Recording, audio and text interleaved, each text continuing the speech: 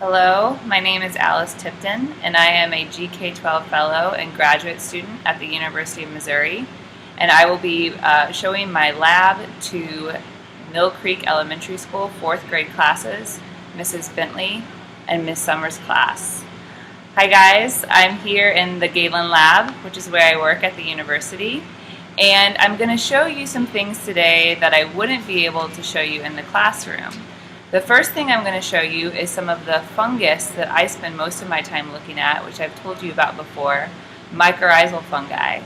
Mycorrhizal fungi are a type of fungus that live in or on the outside of plant roots, and they help plants get nutrients and water they can't get on their own in exchange for some of the plant's sugar resources that it makes. I'm going to show you some views in the microscope of some of these mycorrhizae, or arbuscular mycorrhizal fungi, which is the type on the inside of root systems and the type that I spend most of my time looking at. But before I show you a view inside the microscope, I want to show you some slides and pictures of mycorrhizae. So this picture here is a picture of a little pine seedling. And if you look where I'm pointing all around the edge, this is where the roots of the pine seedling stop. All of these other white area all throughout the outside here is a type of mycorrhizal fungus called ectomycorrhizal fungus, or ECM as we like to call it. So as you can see, this tree is really expanding how far it can collect nutrients and water from the soil when it has this mycorrhizal partner. Now the type of fungus, the type of mycorrhizae that I spend most of my time looking at is this type here, which is called arbuscular mycorrhizal fungi, or as we like to call it, AMF. And AMF is inside of the root system. So you have to clear all of the pigments out of the root and then stain it with a special dye called trypan blue to see the mycorrhizae, or the AMF, inside of the root system. And if you look at this figure B here, this is a figure looking underneath the microscope about 400 times the normal size. And you can see that this whole outside part here, this whole thing is a piece of the root, and all of that blue tissue inside is AMF living inside of the root system. These bigger, they almost look like blue water droplets inside of the root are called vesicles. And there's another picture of a vesicle over here, C. And vesicles are where AMF store things like sugar that they get from the plant. Now this structure up here at the top, labeled A, this almost fuzzy tree thing inside of a plant root, is called an arbuscule, which is where AMF, or arbuscular mycorrhizal fungi, get their name.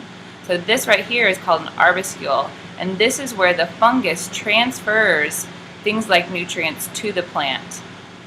Next, I'm going to show you a view inside of my microscope so you can get a look at what I spend a lot of my day looking at as well.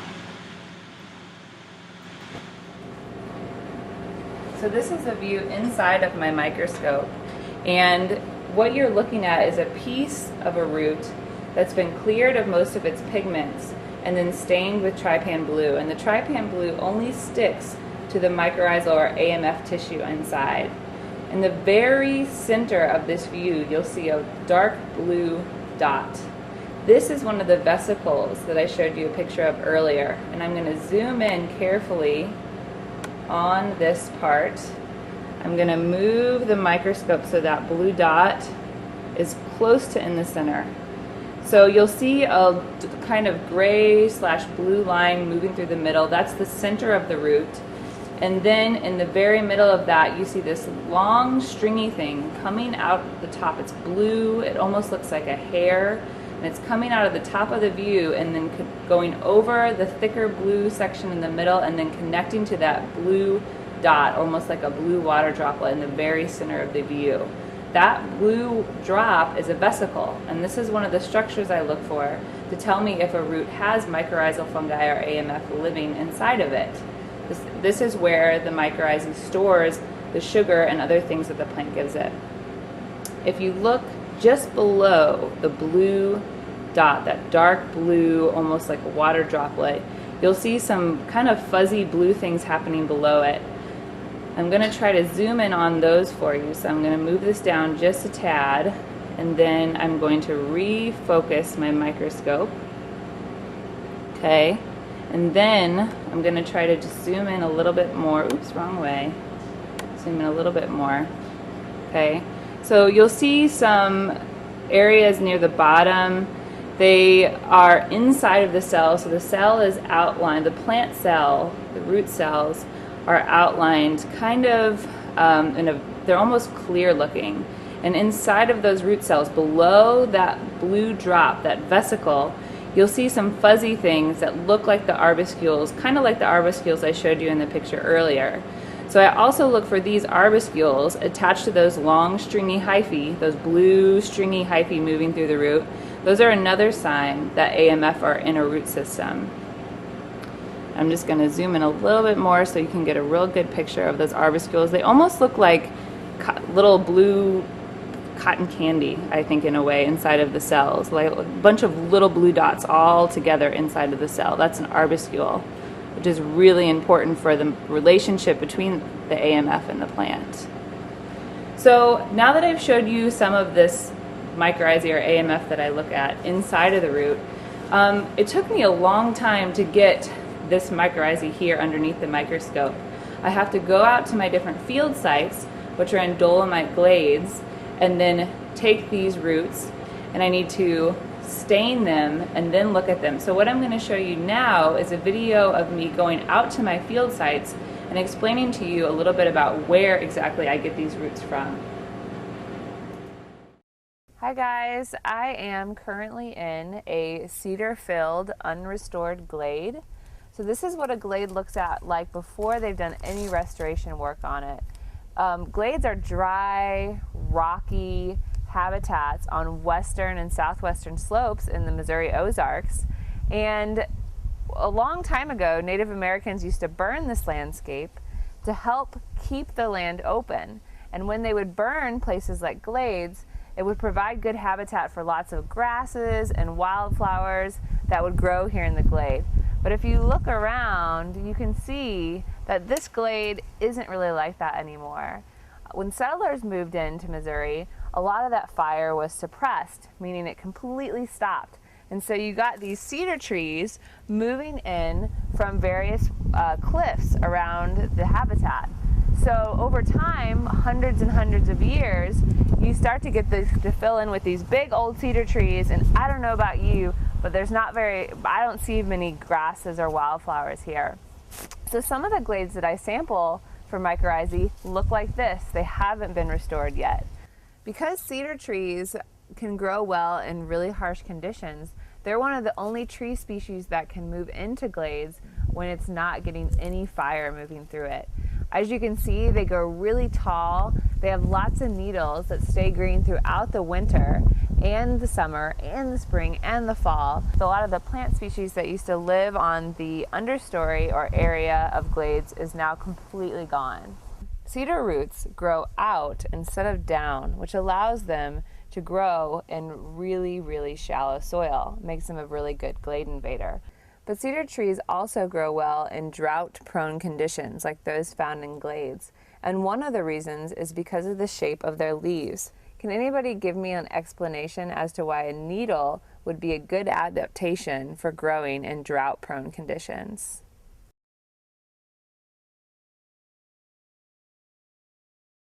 Next, I'm going to take you guys to a glade that's been under restoration for about 9 years, and I think you guys will notice a really, really big difference. Hi guys, and welcome to Danville Glade.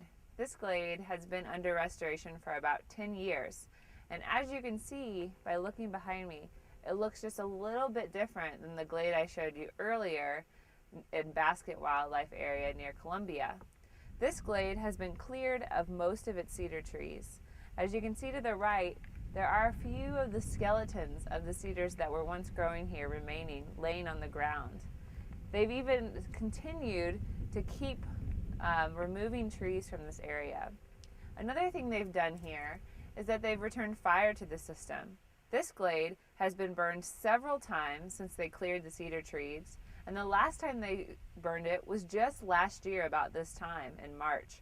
So as you can see, a lot of, even though it's kind of dead out here right now because it's not growing season, if you look at the ground, there's a lot of the grass species that you find in glades here in this glade site already after 10 years. The ground is very, very rocky. There's a lot of rocks on the ground that are exposed, and that's what makes this place a hard place for other things that aren't glade species to grow. The trees that you usually find in the woodland surrounding the glade, like oaks and hickory trees, can't live here because of this dry, rocky soil. That's why cedars are the only trees that are able to move in during times where there's no fire moving through this glade. However, with fire, you can find a lot of these grass and forb species in glades that also support a lot of different animals, insects, and other things that you guys might think about. One thing that lives in glades is tarantulas, which is pretty cool for Missouri. I've seen tarantulas only a couple times when I've been out here. They're kind of scared of people. One thing that I think is really cool about this glade at Danville Conservation Area is that giant boulder in the background. That boulder represents a lot of what the Dolomite glades look like, where you have big rocks close to the surface. I oftentimes like to sit over there and eat my lunch while I'm out here working. Now I'm going to show you guys how I collect one of my samples from a glade site. This sample includes both roots and soil that I collect, take back to the lab, stain, and look at under the microscope to see the amount of mycorrhizae growing inside of the root systems. The first thing I do when I'm collecting root and soil samples is label my bag so that I make sure when I get back to the lab I don't get confused and I know which bag goes to which sample. I have a key in my field notebook that tells me what each letter on the bag represents. The first letter always represents the site, and because I'm in Danville Glade, I place a D there for that site. My field notebook key tells me that a D stands for Danville. The second letter represents whether I collected the sample on the center or the edge. Because I'm collecting the sample on the edge, I've put an E there. The next letter represents the location along the edge. I always collect samples on the north, south, east, and west section of a glade. So this sample is being collected on the west section. And then last but not least, I always place a number to what number sample this is in that location. And this is sample 1. I always put the date, the time, just like you guys do in your science notebooks. And then I always put my initials so that if somebody else finds a sample, they know who it belongs to. Then I take my shovel, which as you can see has an orange handle so I don't lose it out here in the glade, which could happen. And I collect about 500 milliliters of soil. Now I'm not exactly sure what 500 milliliters is, but I have a good estimate. When I get back to the lab, I can measure that out. So I take my soil, my shovel, and I collect the soil just like this so that I'm getting every bit out that I can, and I get a nice, sometimes it's really hard. Today the soil's a little bit softer. And I take out big chunks of soil and leaves, whatever is in that location, and I place it into my bag. Now I might be collecting some plants, so one thing I always do is I check to make sure that there's no rare or endangered plant species in my sample before I start digging. And then I check through the soil, make sure I have soil, but also fine roots, which I do in this sample, so this sample is good to go. I take my bag and I seal it part way, and then make sure I get all the air out of it so I can store it. And then I zip it the rest of the way, take it back to my car, and I put it in a cooler so it stays cool on my trip back to Mizzou. And that's how I collect one of my field samples. Since you guys weren't able to see what a glade looks like in the spring or summer when I do a lot of my research, here's a picture of a glade in the middle of the summer in full bloom. All of those yellow flowers you see are called echinacea flowers.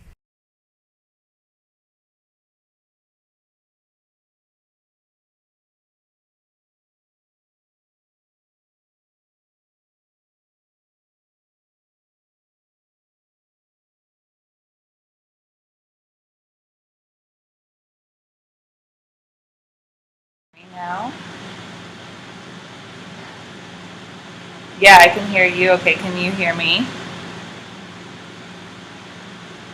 Can you hear me? They can't hear me at all. You can hear me now? I can't hear them now.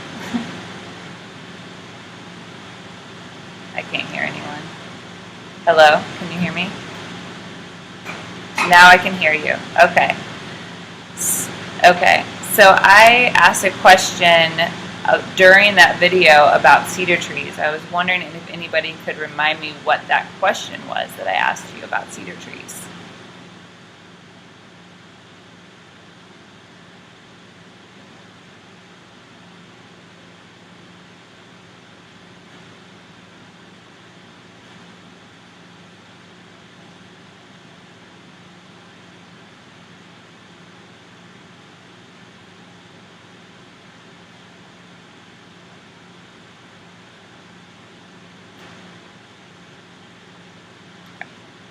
Okay.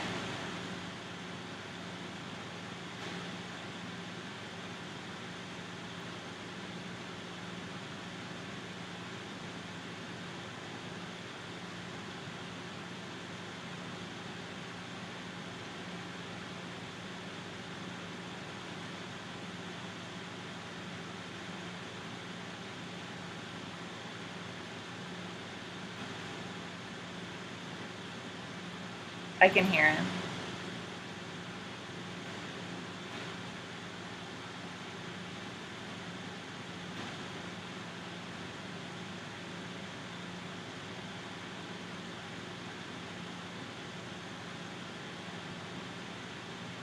Okay, good. So the question I asked you was, why would needles be a good adaptation to have in drought-prone conditions like those in glades? And he's right. So the thinner needles have less surface area, so they don't lose water. So they're not like a flat leaf. They have less surface area that's exposed to the sun, so they lose water less quickly. They don't need as much water as maybe something like a flat leaf, like something like an oak tree. Very good. So now I have one more question for you. After you saw what dolomite glades look like, what ecosystem in the Mill Creek outdoor classroom do you think would have the plants and invertebrates like the ones that we've been looking at that would be the most similar to something like a glade?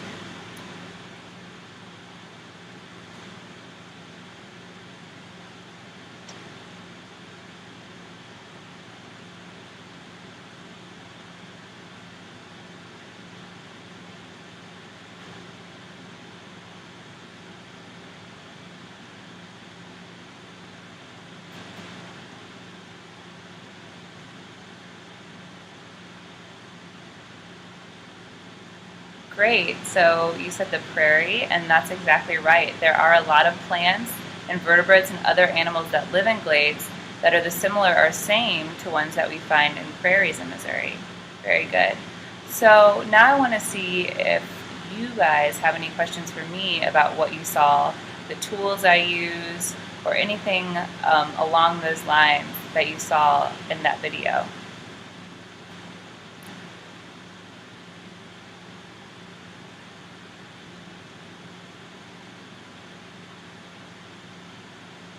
That's a really good question. She asked, how long does it take me to stain the roots? It takes me, depending on how many roots I'm staining at one time, anywhere between an hour or sometimes 3 or 4 hours, depending on how many roots I am staining. And what I'm going to show you next is how I stain the roots, so that might help answer that question a little bit better. Does anybody have any other questions for me?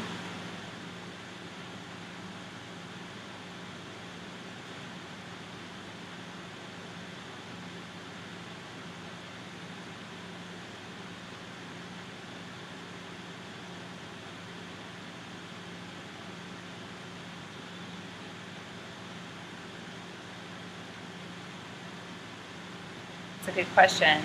You asked, do I use the same nets when I do my work as we do in the Mill Creek outdoor classroom for our experiment? For my work, I don't use any of the same nets that we use in the Mill Creek outdoor classroom. You guys are catching invertebrates.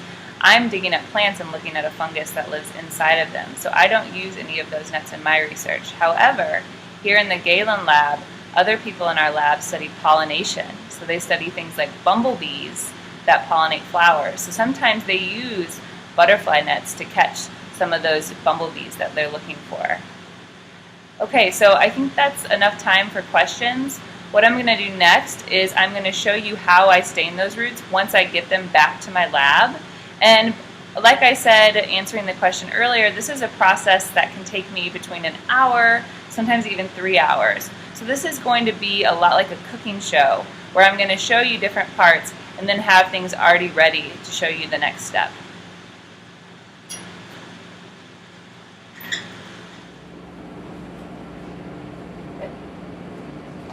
So here are a bag of soil and roots that I've collected out in a glade. And one of the first things I do is I pick roots out of my bag. So I have to kind of look through here, look for roots. And then I put them on something like this, which is a strainer, and I wash them off with water till I can get them as clean as possible. I'll use my hands to rinse them off, and you'll see here that I have some pieces of my roots here in my hand. And you can even see, I'm not sure if the video will pick it up, but there's these fine roots by where my thumb is. They're these little tiny roots coming off of the main root. Those are the type of roots that we want to stain to look for AMF. And then what I do is once I get those roots, I take them and I put them in a petri dish, which is this here, and I cut them up into little tiny pieces. So these are those little fine roots that I've cut up into tiny pieces. And then I take a vial and I use forceps, and I take usually between 5 and 10 roots, and I put them in one of these vials here. Now at this point, these roots still have all the pigments in them that would usually be in a root, and we need to get those pigments out of the root so that we can start to see the AMF tissue inside. So I need to put on, my gloves here because I'll be working with chemicals, so that's always really important. And you can see that I have my lab coat on as well. And the first chemical I'm going to use to stain these roots is potassium hydroxide, or what we call KOH. And I just take the KOH and put enough in there to cover the roots. Then I close it up, the vial up, and I put them in this hot water bath here. Now you can stain roots without a hot water bath, but it can take days and days and days, so this speeds up the process. So I take the tube with the KOH and the roots, or potassium hydroxide, and I put it in the hot water bath. And I usually leave it there, depending on what plant species I'm working on, between 10 and 30 minutes or so. Now we don't have 10 or 30 minutes, so I have a vial that's been in there that's already ready to go. But I wanted to ask you first, how do you think the roots will look different when they come out of the potassium hydroxide or the KOH? Does anybody have any predictions for me?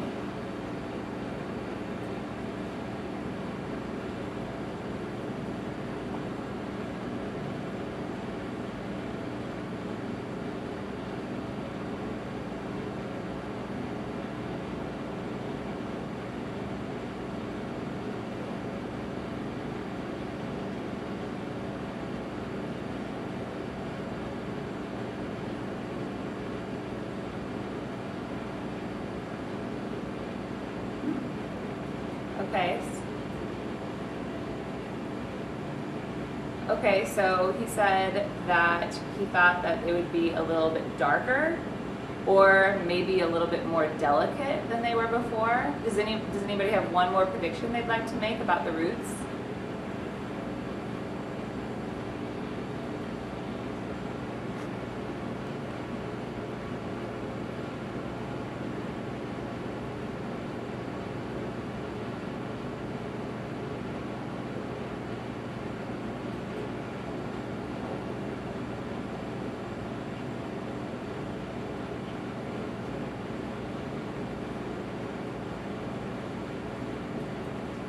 So she thinks that they'll be bigger than they were before. So somehow the potassium hydroxide will make the roots look bigger. It's really interesting. Those are good predictions.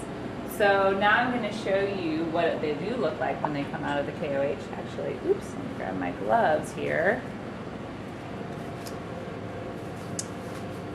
And here we go. So this is what they look like when they come out of the potassium hydroxide. You can see they really don't look that much different, except that they have a little bit lighter in color, and you see how the once clear liquid, the potassium hydroxide, has changed to a darker color. That's all of the pigments that have been released from those roots. So they've become a little clearer or easier to see through, and we won't be able to see that till we get to the microscope. And I'm going to use my waste container here, which is labeled base because potassium hydroxide is a base. I'm going to pour the roots onto this here. Get as many out as I can. And the next thing I need to do is I need to neutralize this. So I'll be putting an acid, or hydrochloric acid, or HCl, on the roots. Rinse them off with some water. Put them in a new vial, and then I will be neutralizing them with an acid, hydrochloric acid. So I'm going to take as many as I can. Grab my HCl, or hydrochloric acid, here, and put just enough cover the roots. This back, close it up, and then again I put it in the hot water bath, and this can take 10 to 30 minutes. We don't have that much time, so I'm going to go ahead and get out a tube that I have with HCl in it that's already been sitting in here. And this is that tube here. They really don't look that much different than the way they came out for the potassium hydroxide. This just neutralized these roots. So now I'm going to switch my waste container because I'm working with an acid. I'm going to pour these on, use my forceps to get any extra roots out of there. Sometimes it takes a while to do that. Okay, and this time, instead of rinsing them with water, I'm going to be using an acid again next. So I just take my roots, blot them off with a paper towel, like that. I always put them in a fresh tube. And the next chemical I'm going to use is the stain, trypan blue. And because this is a hazardous chemical, I'm going to walk over to our structure called a hood, which sucks air out of the top so that we don't have to breathe in fumes from the chemical. So I'm going to take these over to the hood and use trypan blue to stain it.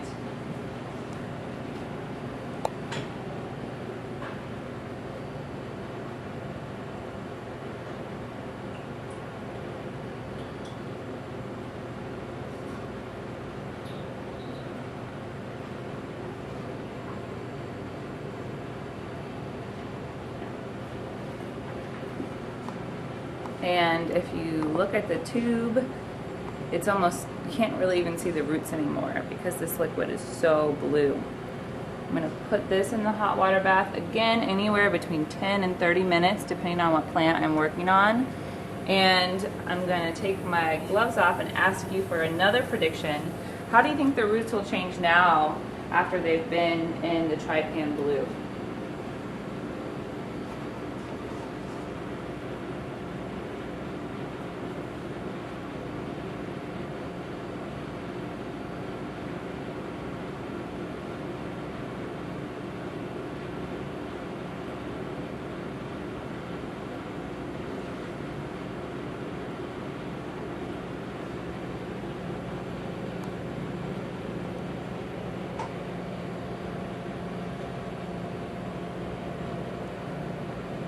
said, do you think you turn blue? That's a pretty good prediction. That chemical is very blue, so there's a good chance that the roots will look very blue when they come out. Does anybody have any other predictions?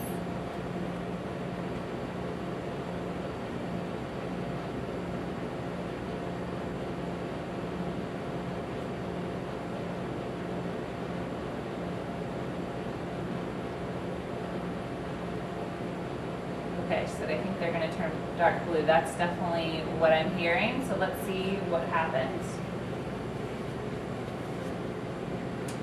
Put my gloves back on and get my cooking show one that's been in here for a little bit longer. And you can still see when you look here, the liquid's still blue. You can't see the roots.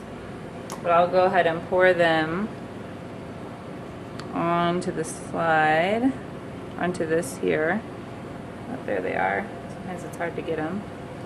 I'm gonna rinse them off with some water. Can you see the roots here?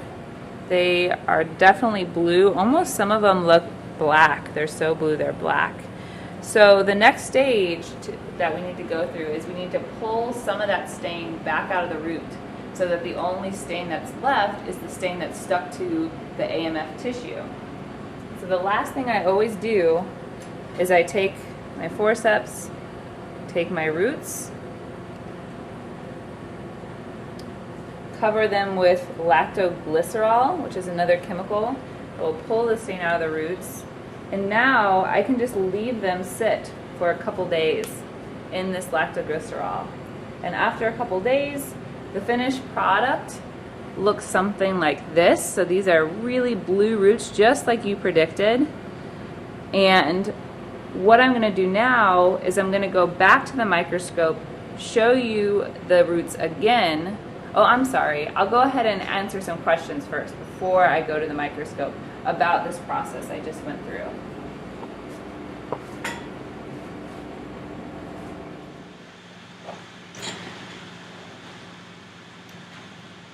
Okay, so anybody have any questions for me about staining roots?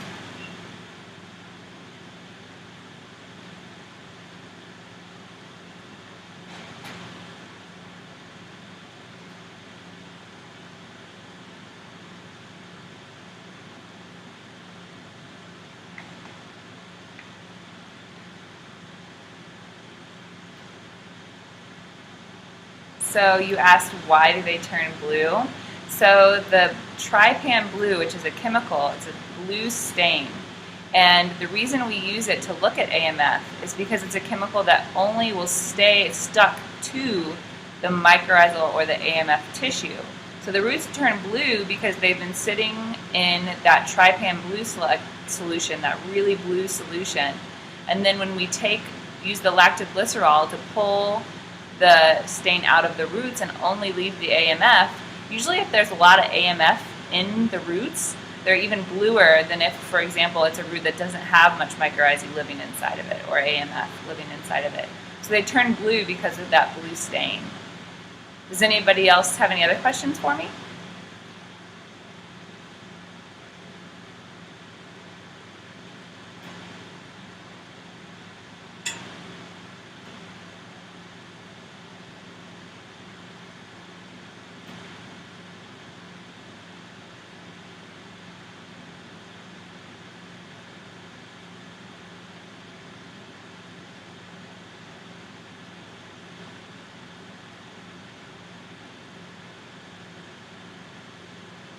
So you asked how many times do I go through the process of staining roots a day? That's a good question. It really depends on the day. In the wintertime, when there's not many plants alive outside, I'm not collecting roots out of the glades, I really don't stain roots that often at all. But during the field season, which is the time when I go out to my field sites or the Dolomite glade sites, when all the plants are growing, I'll usually only stain roots one time a day, but I stain sometimes up to 50 different vials of roots in that day. So I'll do it all at one time, but I'll have 50 of those little vials that I showed you. So usually only once a day, but it does take a long time to do it if I have lots of samples. I'll take one more question.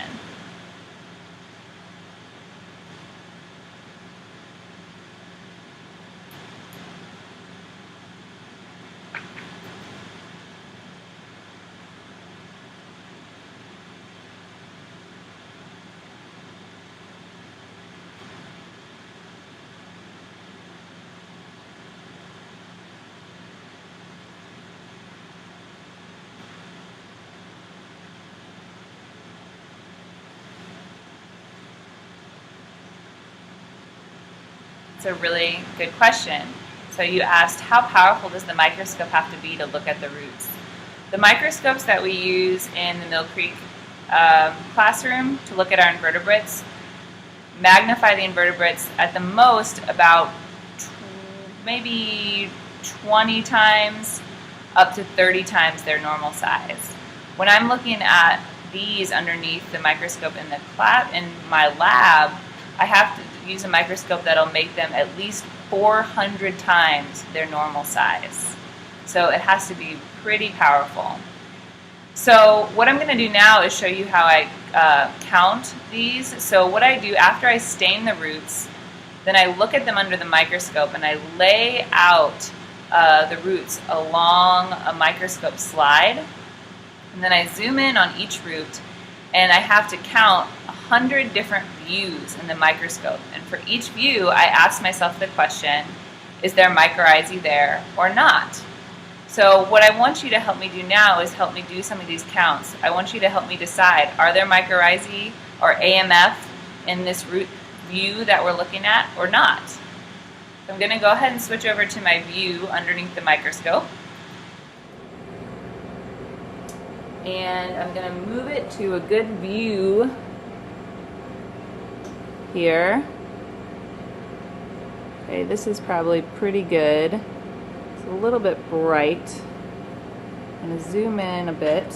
Okay, so this is a view of part of a root and the root cells. And what you're looking for are those structures I showed you before. So things like arbuscules or vesicles or those long stringy blue hyphae running through the root. So does anybody want to tell me whether they think there's AMF in this root fragment or not?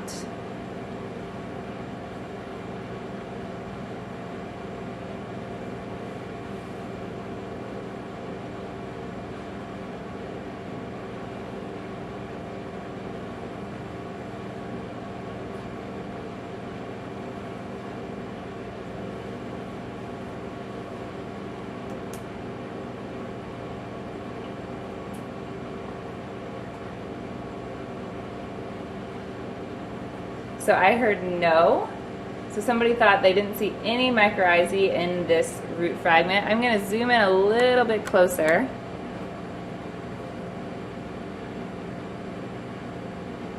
Remember, you're looking for blue structures, vesicles like blue droplets. You're looking for arbuscules that fill up the plant root cells, or you're looking for long, stringy, thread-like blue hyphae running through. Does anybody else think they see any mycorrhizae or AMF?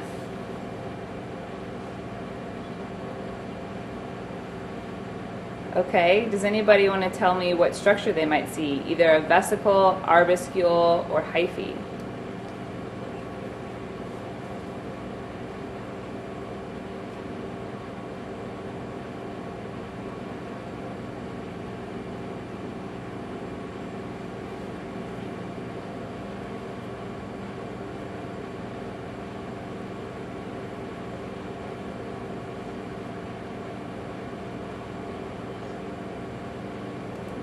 Good, I heard vesicle, and you're exactly right. So if I move this over just a little, I'll try to put the vesicle in the center of the view and zoom in.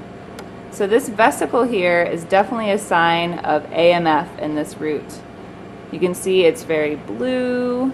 It almost looks like a water droplet. It's a long, almost oval-shaped water droplet-like structure. And then if you look to the right side of it, you'll see a long stringy hyphae coming off of it. So this is a view I definitely say, yes, it is mycorrhizal. Now what I do for each sample, each bag of roots that I've collected and taken out roots and stained, I look at 100 views for each one, and then I ask myself how many of those 100 views have mycorrhizae in them, and I get what we call a proportion. So maybe it was 90% or 0.9, 90 out of 100 where it had mycorrhizae in them, or maybe it was only 20 out of 100 or 20% or 0.2 had mycorrhizae in it. So I do that for each sample, and then I use that as my data to ask certain questions. So next I'm going to show you a graph that I've made about this data, and this graph should also be on your worksheet that I gave you. Okay, so I'm going to ask either Ms. Bentley or Mrs. Summer do they have the worksheets?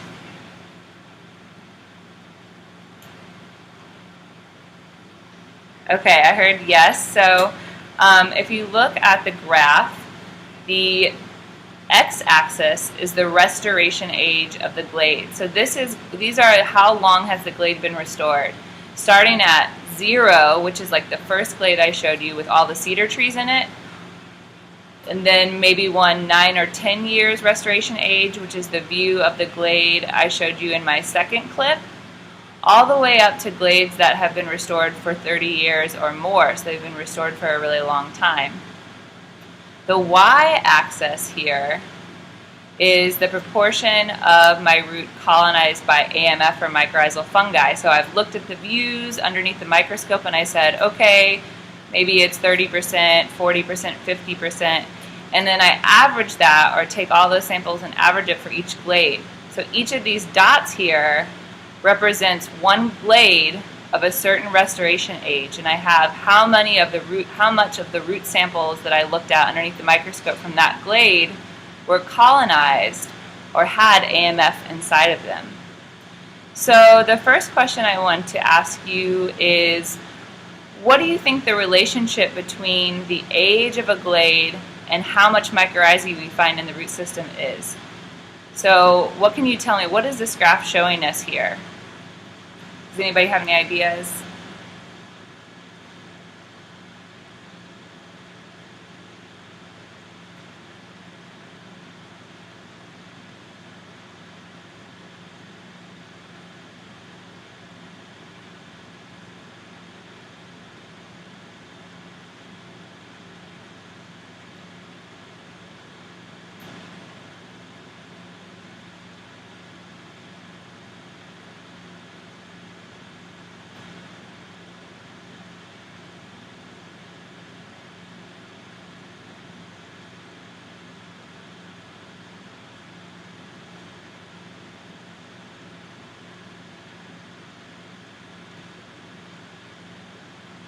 Okay, so he said that the older a glade is in restoration age, the more AMF that you find. And that is exactly right. If you look here, all these individual dots represent a glade of a certain age. And as glades get older, we find more AMF in our roots. So let me ask you a question based on this. Do you think that this can help people who are restoring glades? For example, do you think it might be important to think about mycorrhizae if a glade isn't restored? There's not that as many mycorrhizae as in an older glade. So does anybody have any ideas of how this might help, let's say, a land manager think about restoring a glade?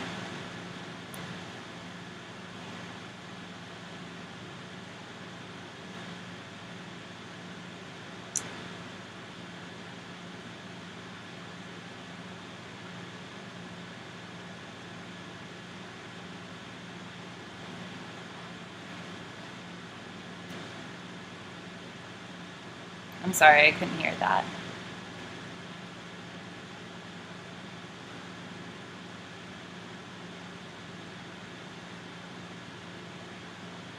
So I think what you were saying is, you said yes, they think they have enough. So you're saying the mycorrhizae are already there when the glade is full of cedars. So maybe there already is enough mycorrhizae there. And they don't really have to worry about mycorrhizae.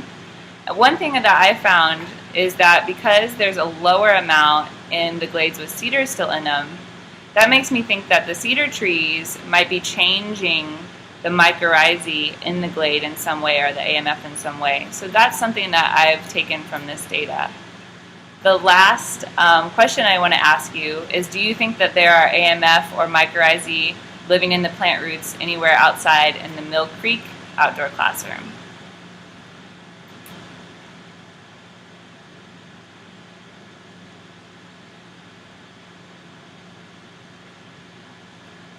Great, so I heard yes, and I think you're exactly right. Over 80% of land plants on Earth make some type of mycorrhizal relationship.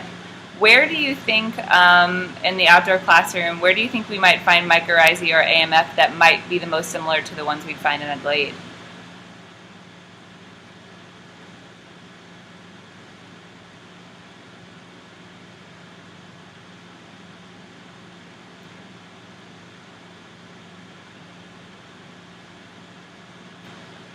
I heard prairie, and I agree. I think that the mycorrhizae in the prairie would probably be most similar to the ones or the AMF that I find in glades. So last but not least, I'll take one more question if anybody has any questions for me, and then any other questions you have for me I can answer when I get back to Mill Creek.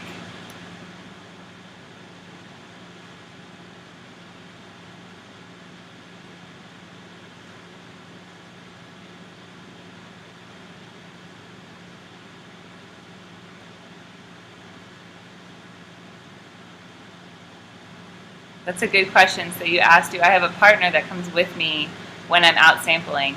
Sometimes I do, and sometimes I don't. A lot of times I have younger college students. So I'm a graduate student. I've already graduated from college. But other college students at Mizzou sometimes will come out with me and help me and even do their own projects out in the glades. But sometimes I have to go by myself. I always make sure I have my cell phone with me. But a lot of times I do have to go by myself, and last summer I spent a good 2 weeks out in the glades by myself. But it's pretty peaceful, pretty sunny and nice, so I don't mind too much. Okay, well thank you Mill Creek Elementary, 4th grade, and I will see you this weekend at the GK-12 Symposium.